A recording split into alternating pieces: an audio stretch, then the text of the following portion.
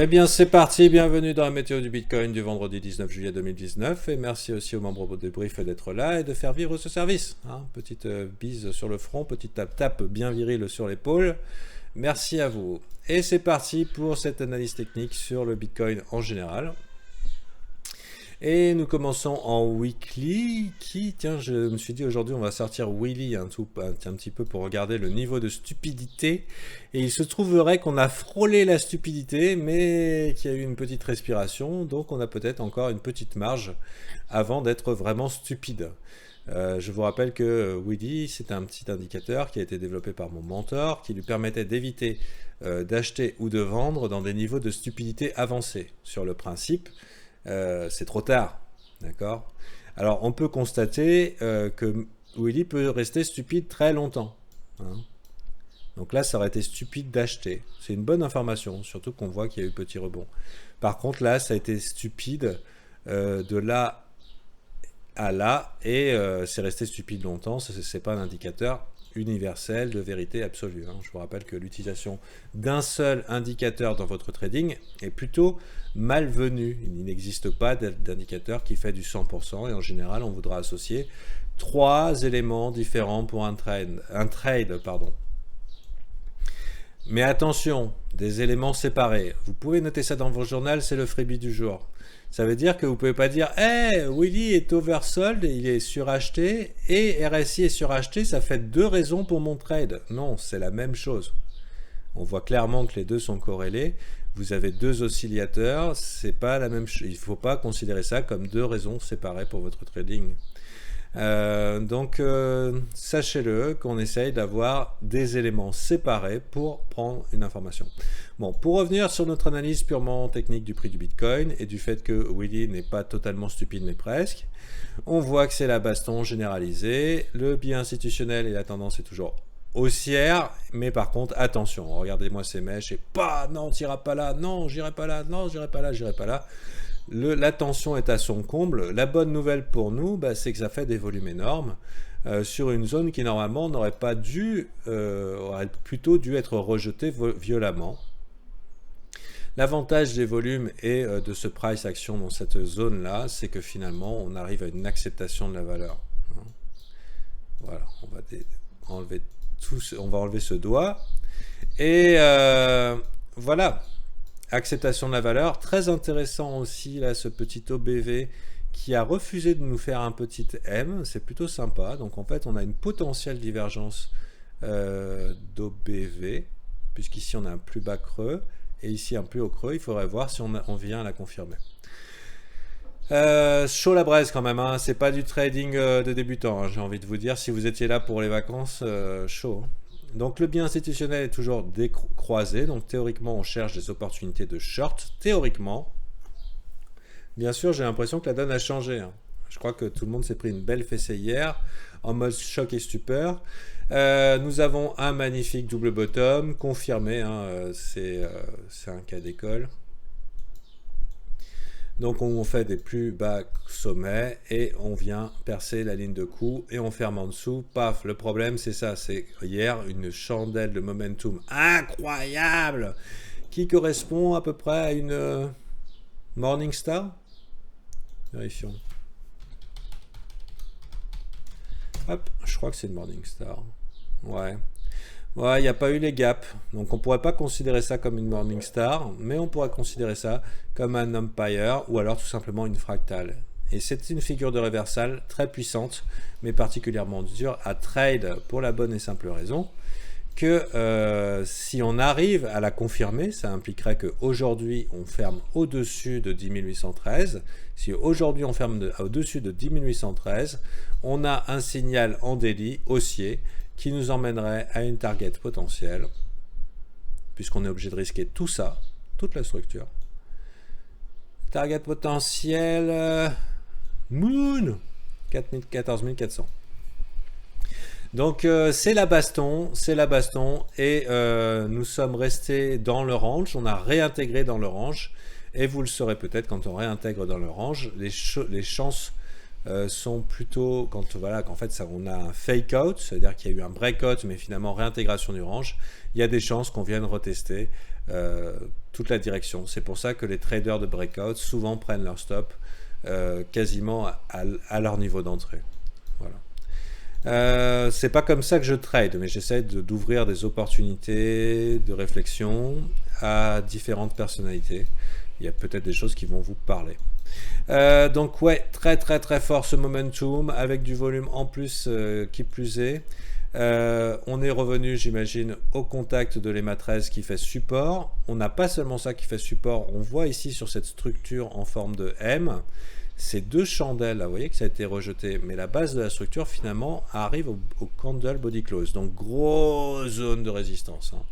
Bien sûr, je pense que les bears se sont pris une grosse claque dans la gueule. Et pas seulement les bears, je pense que tous les bulls qui en sont dit « Ok, fuck this shit, on est parti pour un bear market de l'infini », peut-être que le Bitcoin est en train de nous dire que non. Et on va regarder un peu ensemble par sympathie. Non, on va garder ça pour les membres du brief. Ah, il faut pas déconner. Déjà, il y a énormément de valeur dans ce truc. Je vais préserver la valeur de votre brief, les amis. Donc, on verra un petit peu les signes dans le monde qui nous indiquent que le Bitcoin a probablement des informations macro. Alors, on les montre un peu s'ils sont beaux. Des informations macroéconomiques qui nous indiquent que le Bitcoin a de beaux jours devant lui. Donc, ceci étant dit, en daily, c'est quand même pas folichon. Parce que même si on a un bon emplacement, éventuellement pour rentrer, on voit que ça a rebondi quasiment ici sur ce break, qu'il y avait beaucoup d'indicateurs qui nous laissaient penser qu'on allait pouvoir avoir une bonne zone de rechargement de l'infini sur ce move-là, on est en plein dedans. Il nous manque techniquement en daily une divergence. Donc la question c'est, est-ce qu'on va venir bust ici une dernière fois pour faire un W un petit peu plus bas? C'est possible. Mais comme souvent, ce marché ne nous fait pas la joie toujours de beaux W, etc. Et des fois, il nous fait courir un petit peu. Ça a été le cas ici. Hop, réjection immédiate. Hop, et tous ceux qui attendaient ici bien sagement, ont dû courir malheureusement après, et FOMO au pire des moments. Donc la question c'est comment on va faire nous. On va regarder un petit peu en 4 heures comment ça se passe. Ça a été extrêmement violent et je crois que tout le monde était un petit peu était sous le choc. Moi je vous cache pas que je suis resté une bonne heure en me disant putain mais qu'est-ce qu'il faut faire Bon là hier on a fait une triple divergence MACD en 4 heures et on a fait une structure boule qui nous a pris tous par surprise avec un W. Techniquement ça c'est un W. Celui-là. Bien sûr, un W qui nous a amené directement dans la zone de rechargement et il fallait des couilles en acier trempé pour pouvoir oser acheter ici. Je vous le cache pas. Personnellement, j'étais en mode exit all crypto market, probablement échaudé par le fait que la même opération ici a été un échec cuisant. Ça veut dire que je m'attendais avec la belle structure ici à ce qu'on vienne prendre une petite zone de rechargement et c'est reparti, la fête est finie.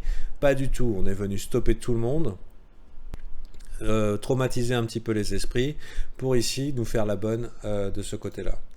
Donc c'était prévisible, mais c'était chaud la braise et c'était pas du trading du débutant. C'est peut-être le moment de vous rendre compte que vous êtes peut-être dans un tempérament buy and hold et dans ce cas-là avoir une approche un peu buy and hold. Parce que j'ai bien l'impression qu'avec ce qu'on est en train de montrer là, c'est-à-dire la rupture de cette trendline négative, on va enlever les EMA là qui nous taquinent un petit peu. Rupture de trendline, de zone de tendance. Voilà, donc globalement, on nous dit ici qu'on est parti pour un nouveau type de mouvement qui nous ferait des plus hauts creux, plus haut sommet, plus haut creux, plus haut sommet. On a pété ici le plus haut sommet, ici on est venu faire un plus haut creux et c'est reparti mon kiki. Donc les conditions ont complètement changé et tout cela, ça s'est produit en 15 minutes. Ce qui est ouf. Ça veut dire qu'en 15 minutes, l'information nous a été donnée que les conditions ont changé.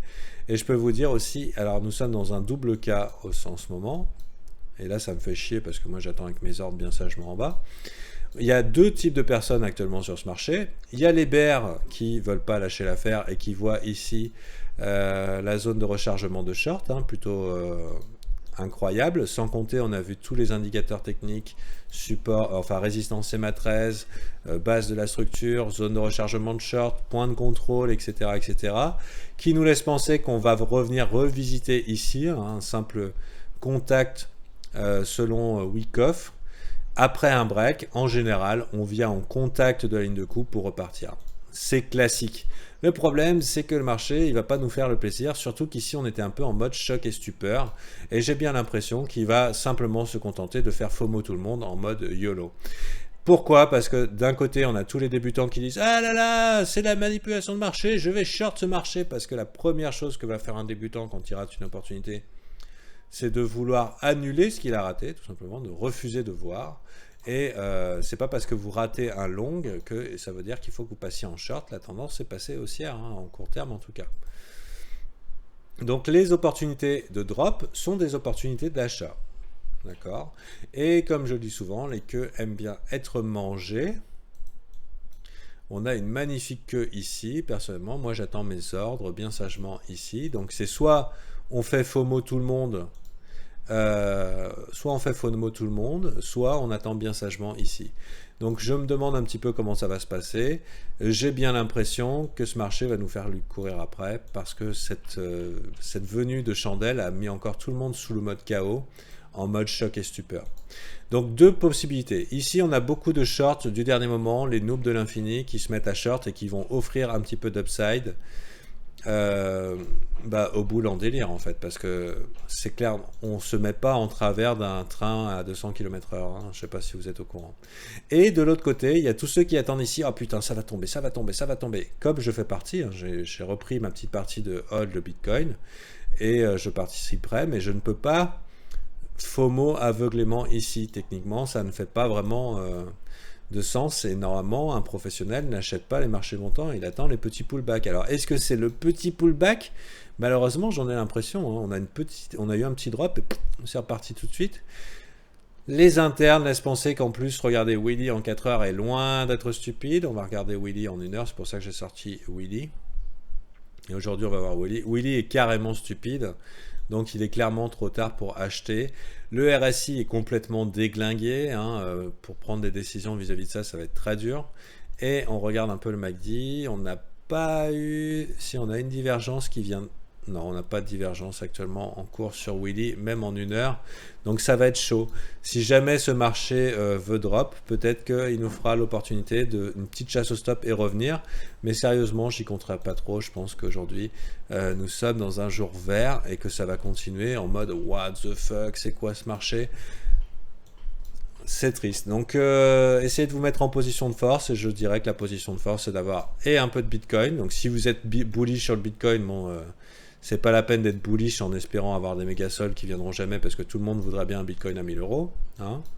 Mais en même temps, il faut être raisonnable et les indicateurs techniques ne nous laissent pas penser que c'est raisonnable d'acheter ici. Les professionnels achètent des pullbacks. Et le premier pullback potentiel, sans être extrêmement gourmand, sans se dire, bon, moi je vais attendre bien sagement dans la queue qui attend là, dans la mèche, nous disent tout simplement c'est que le premier arrêt c'est 0,382, hein, donc premier arrêt, si vous voulez faire une entrée extrêmement agressive, ça serait ici, mais on pourrait penser, simple test de Wyckoff.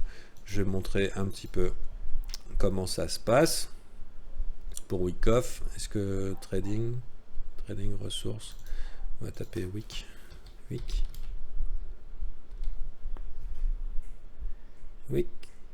Je sais pas écrire Wyckoff.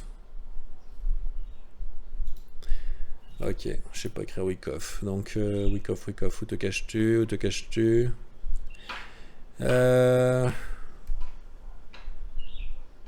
J'en ai aucune fucking idea. Ah, on dirait que c'est là. C'en est un, mais c'est pas ça. On va tout virer. En haut à droite. Ah, bien joué, mais comment tu as pu le voir? C'est caché par mon image. Voilà, donc accumulation, markup, et on voit ici au niveau, ici il y a contact sur la ligne de coup et c'est reparti. Donc très très simple. Alors bien sûr les gens le marché peut aller dans plein de directions, dans celle que vous avez envie. Ce que je vais dire ne va pas plaire à tous ceux qui pensent le contraire. Hein. Ouais, non, voilà. Donc ce qu'il y a, c'est que nous, en tant que trader, on n'est pas là pour avoir raison, on est là pour gagner des sous. Et donc ce qui compte, c'est d'avoir raison suffisamment souvent pour que le peu de fois où on ait raison, ben, on gagne plus souvent que ce qu'on perd. Et alors bien sûr, moi en tant que youtubeur et analyste, je fais un travail d'analyse, j'essaye d'être pertinent et je déploie toutes mes compétences pour ça. Mais dans l'application, le trading est beaucoup plus simple que de prévoir ce que va faire le marché. Il faut savoir que la plupart des traders profitables, en général, se prennent même pas de la tête. Et tout ça pour vous dire que je vous invite à rejoindre les groupes VIP, parce que tous ces outils que je déploie et tout, je leur apprends à les utiliser dans 40 minutes supplémentaires, des fois 50 minutes supplémentaires par jour, pour 39 € via le Patreon ou via crypto. Et je leur apprends à faire leur propre plan de trading, se servir de tout ça, et je leur explique tout, contrairement à vous où je fais un travail d'analyse. Bonne chance, c'est pas du trading facile. En daily, on a clairement notre M. On a clairement l'information que exit all crypto market. Est-ce que ici, c'était le rebond que tout le monde espérait pour pouvoir se barrer des cryptos une bonne fois pour toutes avant un grand nettoyage jusqu'au printemps de l'année prochaine? Eh ben, l'avenir nous le dira. Bonne chance, hein. Mec. Après, c'est chacun sa merde, hein. Nous, on va essayer de rider ça au mieux. C'est tout ce que je dis. Pour l'instant, pour moi, le trade du jour, c'est upside is the right side. On est parti dans un déni, on est parti dans un disbelief. Les gens ne croient pas que c'est arrivé. Ils vont vouloir short ça et ils vont se faire right. On a encore beaucoup de shorts et de gens qui ont FOMO short sur le bas. FOMO short, ça veut dire qu'ils ont eu peur de manquer l'opportunité d'un short sur le bas. Il y a eu les panic selling, tous ceux qui ont panic sell ici. Donc globalement, on peut penser que tous ceux qui voulaient sortir de ce marché sont sortis ici. C'était un grand signal qui était propre pour tout le monde. Ça fait sens qu'une fois que tous les vendeurs ont vendu, eh ben, il n'y ait plus que des acheteurs. Voilà. À demain pour la météo du Bitcoin. Et faites gaffe à vous. Gestion du risque, tout ça, tout ça. Hop. Demain, alors pas à demain. Demain c'est samedi. Et samedi et dimanche, il n'y a pas de météo du Bitcoin. Donc il faut du coup que j'étende un petit peu à l'idée d'un weekly. Et quelle serait la chandelle qu'on voudrait bien voir, nous? On serait vachement content si cette chandelle ne se terminait pas sur un doji. Si on se termine sur un doji, ça veut dire ici qu'on ferme ici, qu'on reste bien coincé dans cette zone-là, 10 200, etc. C'est vraiment pas très cool. Pourquoi c'est pas très cool? Parce que ça marquerait un signe d'hésitation après une violente réjection et une candelle hyper bearish. Ce qu'on voudrait voir, c'est des boules en confiance et qui ferment cette chandelle le plus pleinement possible. C'est ça qui serait cool. Voilà pour ce qui est de l'information. Aussi, ce qui serait vraiment dégueulasse, hein, on n'a pas mieux? Je croyais qu'on pouvait l'éviter ça. On peut l'éviter sur MACD. Ah non, on peut pas. On peut pas. J'aurais voulu annuler les divergences en forçant un peu, mais bon, elles sont là, elles sont bien là. Donc dans tous les cas, ça va pas être du trading facile. Ce qui pourrait être vraiment cool, hein, c'est que ici on ferme bien comme ça, mais que les bières lâchent pas l'affaire et que finalement le Bitcoin ne fasse rien pendant 3-4 mois et qu'il reste coincé un petit peu dans l'espace ici.